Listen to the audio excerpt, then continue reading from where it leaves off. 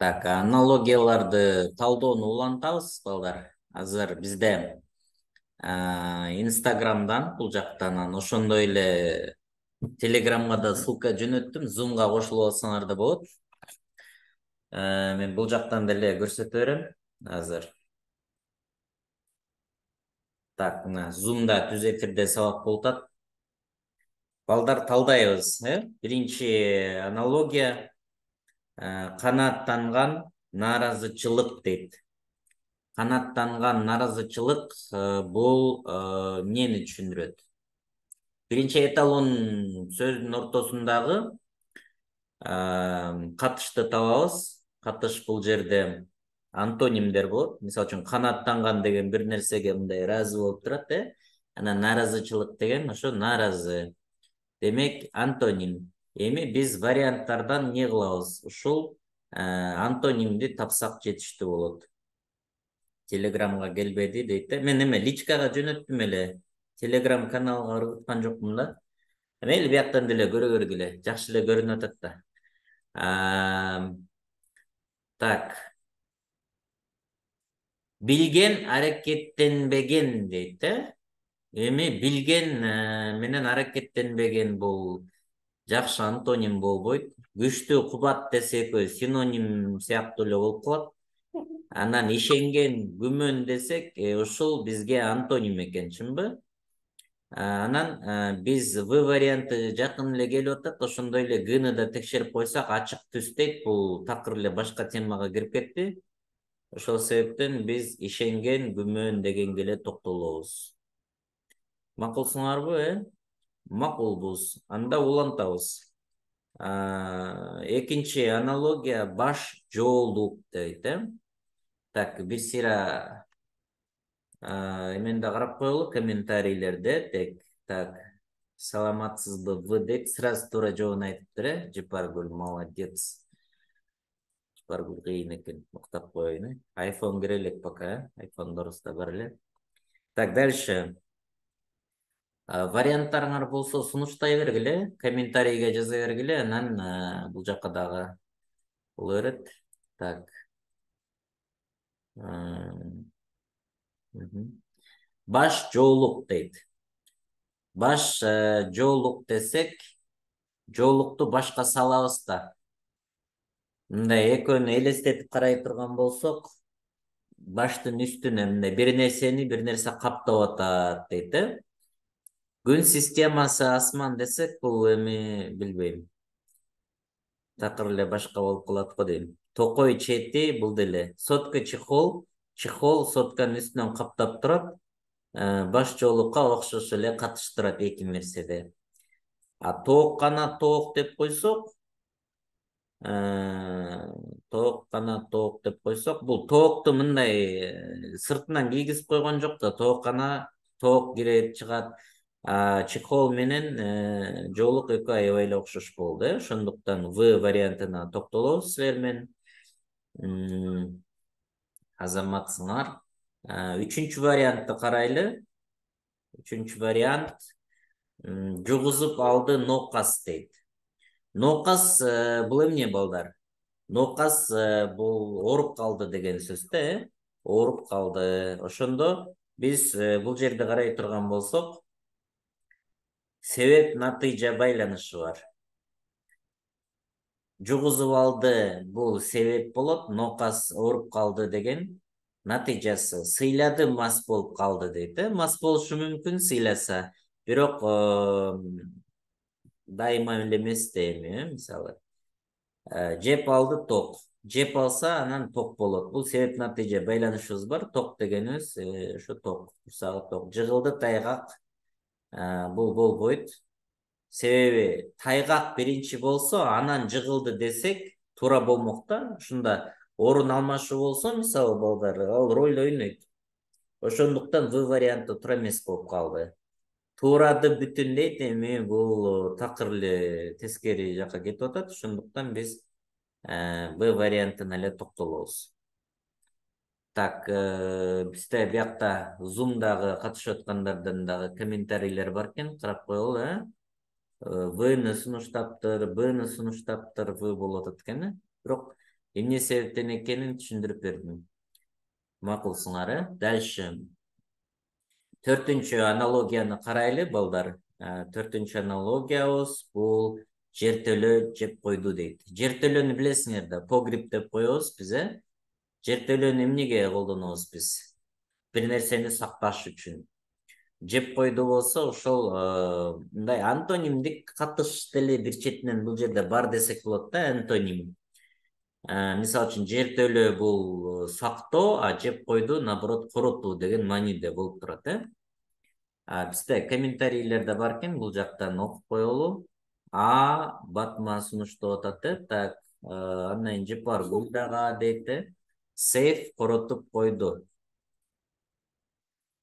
Сейф коротуп койду. Туура, ушул вариант туура, себеби сейфте биз сакташ үчүн колдонобуз, коротуп койду. Келгиле башка варианттарды деле карап көрөлү. Буюм чогултту дейт.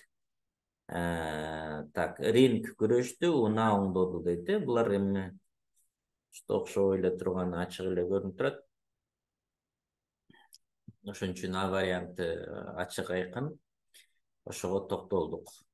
Андан ары. Так, азыр биякта дагы сунуштар келип атат. Дейт, Патма. Дейт. Патма дагы ага токтолду. Так, кандайсың, Патма? Жакшы үйрөнүп атасыңбы? Сабактар жакшыбы? Балдар, ошондой эле бизде онлайндагы курс орто башталды. Каалоочулар кошулгула, ушундай түз эфирде болуп, анын сабактарда даяр. Каалаган убакта кирип каалашыңарчы окуйсуңар. И плюс мына биякта китептер бар. Китептерди салып үйүп атабыз. Мына Кыргызстан боюнча жетип атат, 2 күн, 3 күн. Ошол белекке китептерди беребиз. Анан оффлайн курска деле келе бергиле, Ошко, Жалал Абадка. Так, дальше давайте 5-нчини карайлы. Жылаңайлак бут кийим.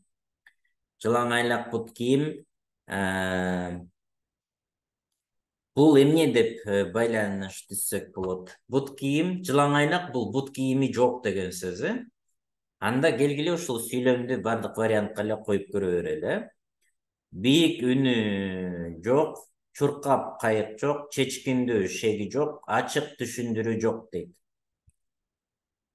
Курска жазылыш үчүн азыр мен номеримди калтырып кое берем. Ошо номерге байланышсаңар болот. Кандай болду балар? Г болдубу? Г. Так, биякта азыр зумда дагы келип атат, азыр көрөлүчү эмне деп атышат экен.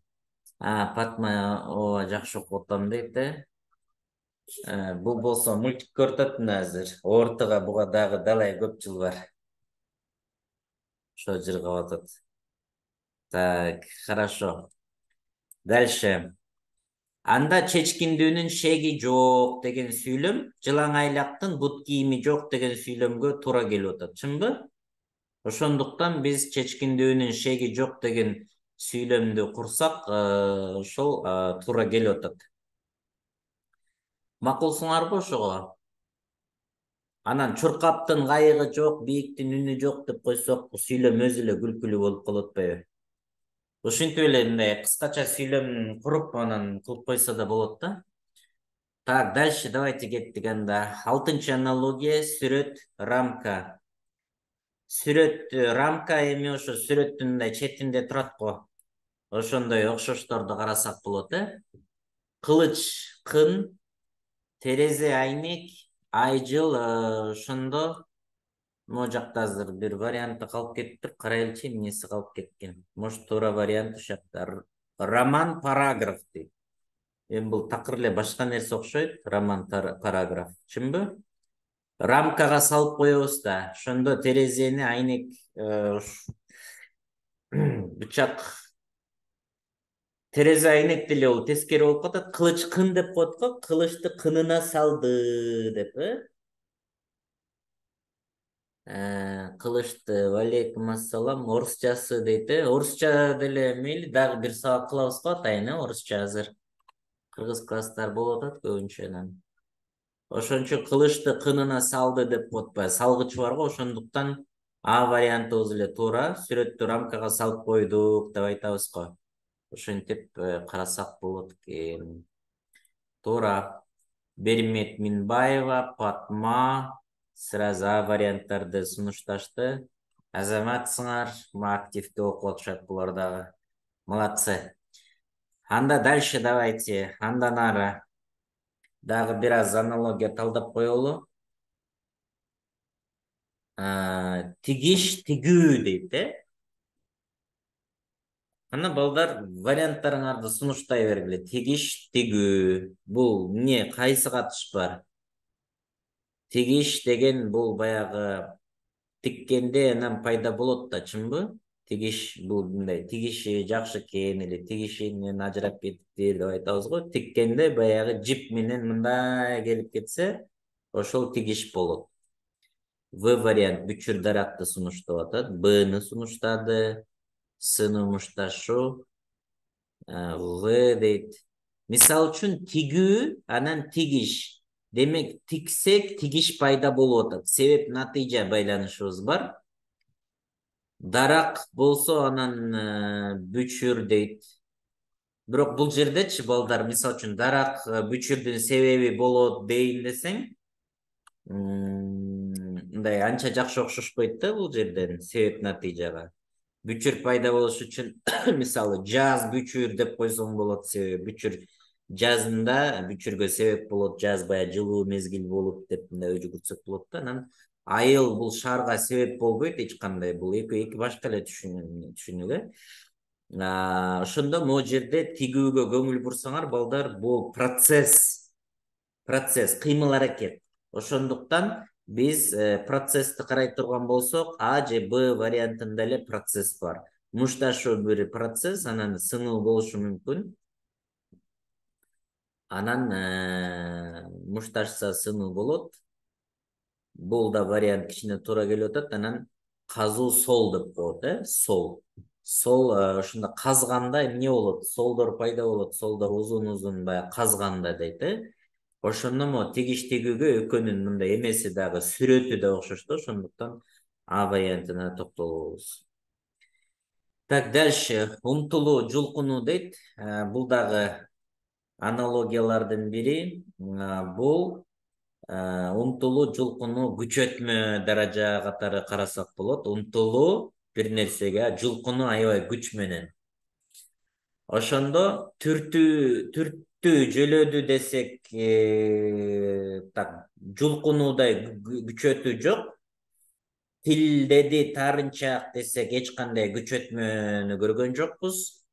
Андан кийин сууттуу муздак дейт. Бул жерде себеп натыйжа бар. Анан карады тигилди дейт. Карады тигилди дегенде мына эмне тигилип карайсың деп айтабыз го, Ушундай күчөтмө даража бар. Так. Ошондой балдар. Пока болду. Анан кийинкисинде мен ойлоп атам, ошо түз эфирде математикадан дагы уже доскага кичине сабак иштесемби деп ойлоп атам. Ушундо мындай кызыктуу эмелерди көрсөтүпчү. Фишкаларды көрсөтүп, Азыр мен бул эмени да карап коеюн. Чатка дагы жазсаңар болот. Зумга, анан бул жака дагы. Кандай суроолоруңар бар? Суроолоруңар болсо жазгыла, сунуштар болсо. Анан онлайн курска катталуучулар, каалоочулар катталгыла. Бир жолу бир айга 3,5 сом төлөйсүңөр. Силерге ошондо китептерди биз белекке салып беребиз балдар. Бул жакта китептер бар мына. Азыр мен көрсөтөм силерге. Ошондо мындай ортого даярдана турган китептер бар. Буларды салып беребиз. Анан бир айга төлөйсүңөр, калган 8 айды билекке аласыңар. Ошондо майга чейин биз менен онлайн форматта даярдана бересиңер. 1,5 сабак бар ичинде, тесттер бар. Анан каалоочулар ошол эмеге Ошко келгиле, Ошто даярданып атабыз, башталды. Жалал Абадка келгиле, даярданып атабыз. Буюрса майга чейин даярдык жүрөт. 200+ балга аракет кылабыз, мына силер менен, силерди жеткиргенге. Так. Мен катышайын деп атам дейт. Ооба батма неме кыл, мен номериме жазгыла, 0700, мына мен комментарийге да бияка жазып коем. Ош, Жалал Абад, там Кочкор Ата шаарларында 0700 142 402. Ушул менин WhatsApp'ым. Англис тилинен дагы китептер бар, ооба. Англис тил боюнча дагы ошо Мерфинин китеби бар. Көрсөтөйүн да сразу эле. Курстарда ошол онлайн курстун ичинде ушул китепти да талдагам, видео сабагы бар. Ошону деле аласыңар, белекке беребиз да. Ошо курсту дагы критикалык ой жүгүртүү, анан логика курсун өтүп атабыз. Ошто башталды. Жалал Абадта да эми логика курсу башталат. Курс 3 там интенсивный окуйсуңар 4000 сом да бир айга. Математика, кыргыз тил плюс логика. Жалал Абадта дагы ошто дагы центрде жайгашкан, Анур академиясы деп турат. Ошто ошол номерди немеге да жазып коеюн. Мейли саламатта тургула, буюрса эрте Жалал Абадта деле эмеде центрде Домбытанын жанында, Цундун жанында.